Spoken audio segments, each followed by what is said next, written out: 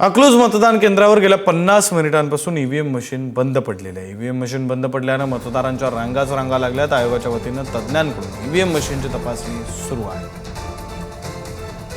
सोलापूर जिल्ह्यामधील नगरपालिकेच्या निवडणुकीच्या मतदानाला आता सुरुवात झाली आपण बघितलं तर मी आता अकलूजच्या नगर परिषदेच्या मतदान केंद्रावर आहे। आपण बघितलं सकाळपासूनच रांगा लागलेल्या आहेत, परंतु कडाक्याची थंडी होती। बरोबर 1 तास झालं मशीन बंद पडल्यामुळं यामुळं मतदानाला खोळंबा झाला होता। काय सांगाल, किती वेळ झालं मतदान थांबलाय तुम्ही? आम्ही 1.5 तास झालं थांबलोय। आम्ही मशीन बंद होती, आता चालू झाली। काय सांगाल? 1.5 तास झालं बस उभा राहिलो रांगेत।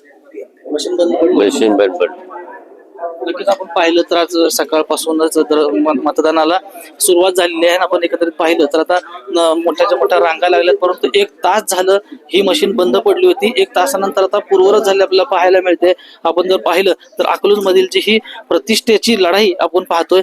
जर अकलूज मध्ये बघितलं तर 99 वर्षानंतर खरं तर पहिल्यांदाच ही नगर परिषदेची निवडणूक लागली आहे।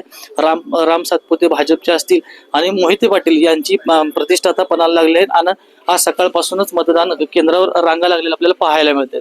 माऊली डांगे, पुढारी न्यूज, अकलूज।